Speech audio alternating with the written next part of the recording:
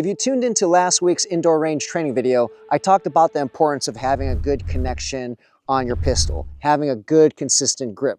It's vital if you want to shoot fast and accurately downrange, and you already shoot relatively accurately.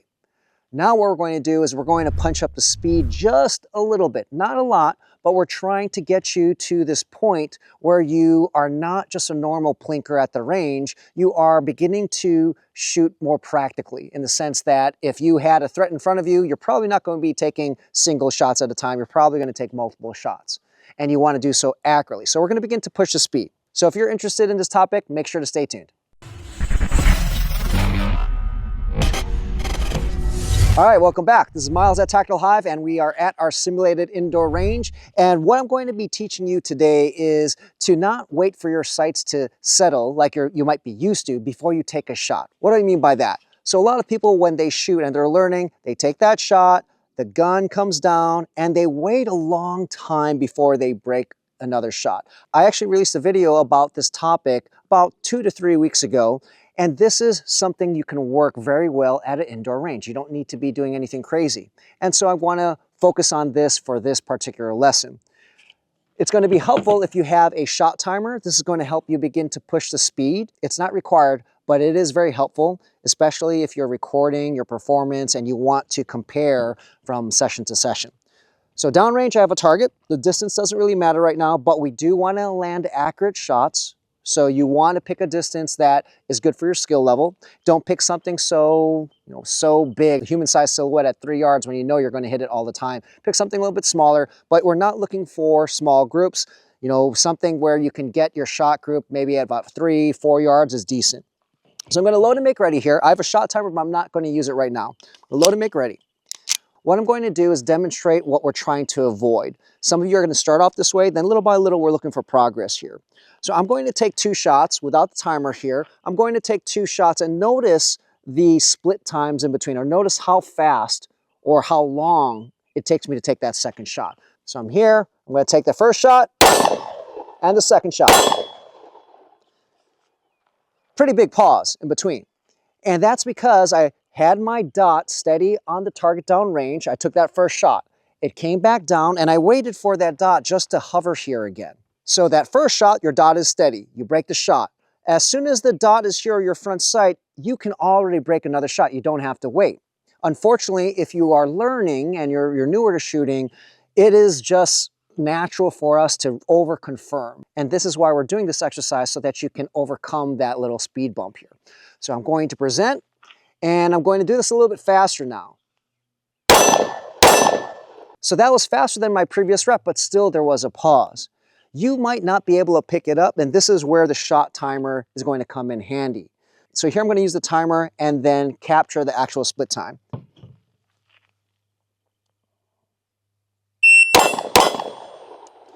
I paused on purpose. That second shot, the dot was already there, but I waited just a little bit before I broke that shot. That split time was a 0.4. Okay, so 0.4 between the 2 shots.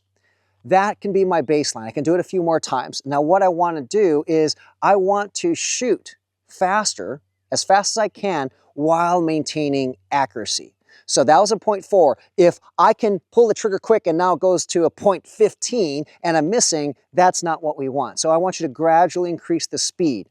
Now this exercise assumes that you have, I referenced this earlier, that you have decent trigger control, that you have a good connection with your gun, and that you know how to aim, where your sight should be, so on and so forth. What I'm going to do is push the speed a little bit now. I'm using the timer to have a reference here.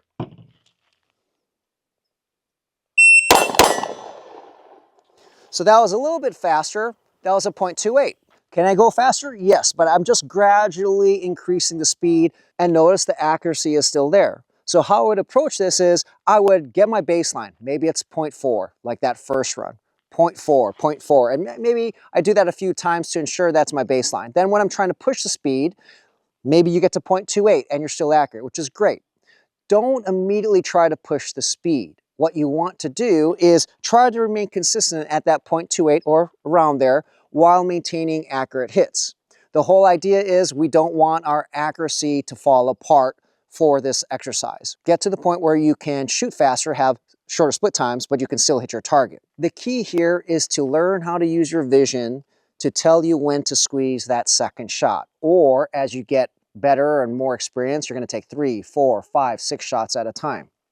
What I'm doing is I'm trying to now time the shot. If my front sight or dot fall in the target zone, what I want to hit, I'm breaking that shot, and I'm trying to get over the habit that beginners have of over confirming. I'm going to do it again, and I'm pretending that I am consistent at 0.28 and I'm hitting my shots. Now what I might do is bump it up to 3 shots.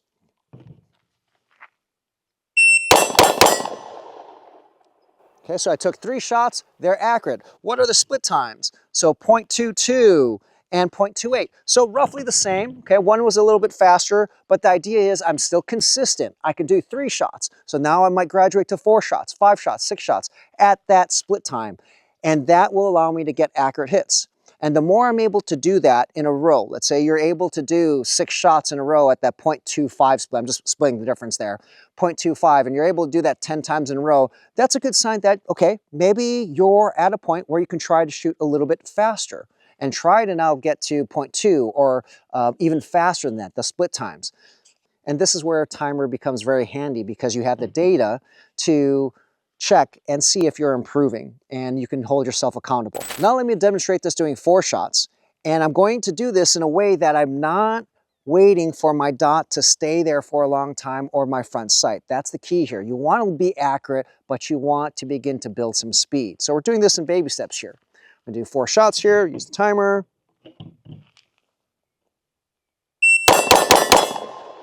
So all 4 of those shots, I didn't wait for the dot to settle. As soon as it was right on the target, I broke the shot.